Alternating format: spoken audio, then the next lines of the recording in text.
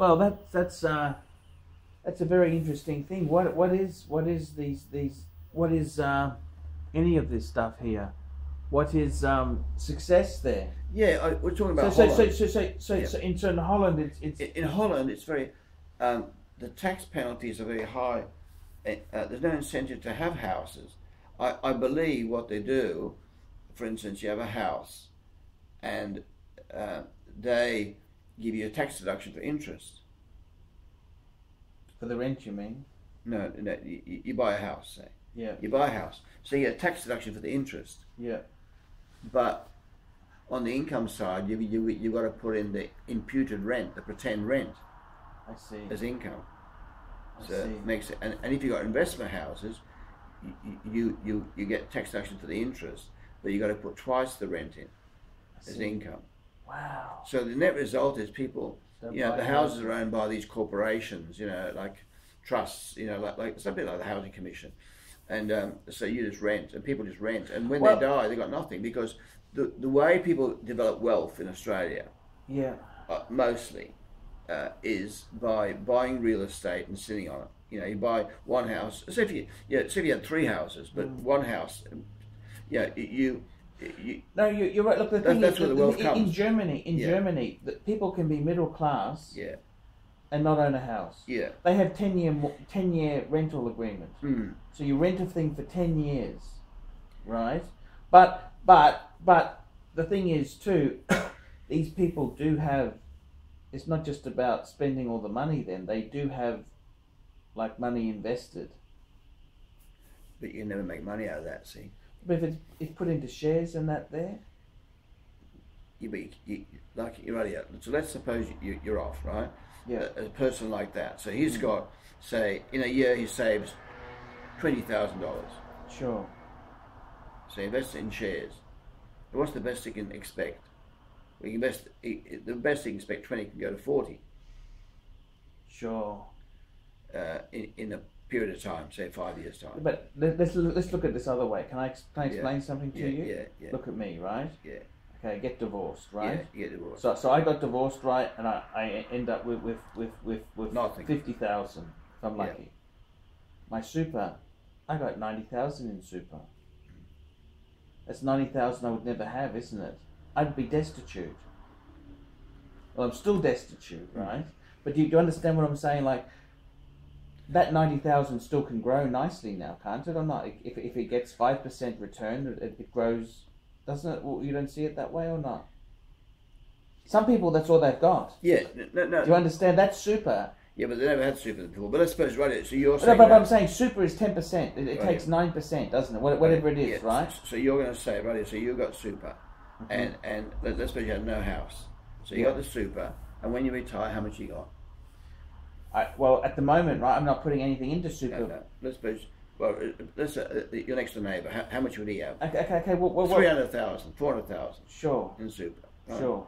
So you got no house, 400,000, right? Yeah. So what return would he get? Out of his super? Yeah. You'd be lucky to get 5%. Well, 12%, 3% at the moment, interest rates. Yeah, that's if you put it into cash. But I mean, if the super is put into shares, say. Right. Yeah. So he gets 16,000. Did you get 5%? No, 4 at the moment. 4. Yeah. That's the rate of return, you think? Yeah, on average, yeah. Okay. So, right, yeah. So let's suppose you got nothing.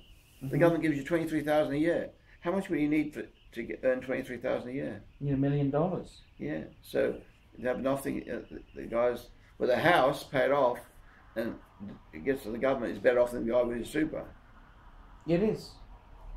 See, so the incentives. But the government's moving away from what are they going to do? Are they going to eventually scrap a pension or not? No, they can't scrap the pension. Well, they can do anything, but they won't scrap the pension because people then will have nothing. They're talking about pensions, a safety net. And yeah, but I mean, you got to look at it this way, right?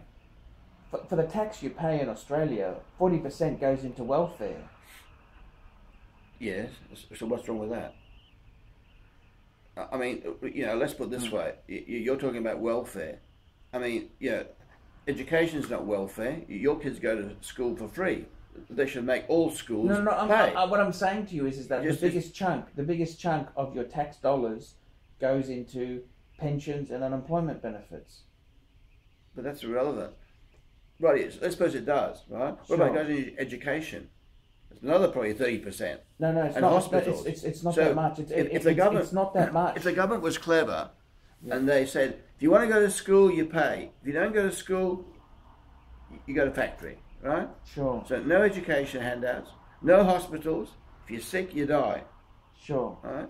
And as for the welfare, well, the government would be right. The balanced budget, wouldn't it? They would. But people want things for nothing. Yeah. So, but they become high taxed. But picking on the welfare, saying, oh, the pensions are the biggest. It's not really the pensions that much. It's these FTA and FTB guys. Mm-hmm. That's where the money's coming from. All these big kids with people with kids. Why do you want to pay? Why do you want to pay these people with kids money? They produce the kids. They got to work. That's it. You have to work overtime. Yes. No. I understand. You get see, all the things the government provide. Once upon a time they didn't provide much at all. Hospitals in Queensland were free. New South Wales were never free. If you were sick, you went to hospital and they looked after you because you had cancer or something, then they sold your house. Yes. That's what used to happen Sure. in my lifetime when I was in my 15, 20. Or probably when in my 20s. Yeah, that's what used to happen. Medicaid didn't come in till about when Gough Whitlam brought it in, about 75, 74, wasn't it? Sure. That's when they brought it in.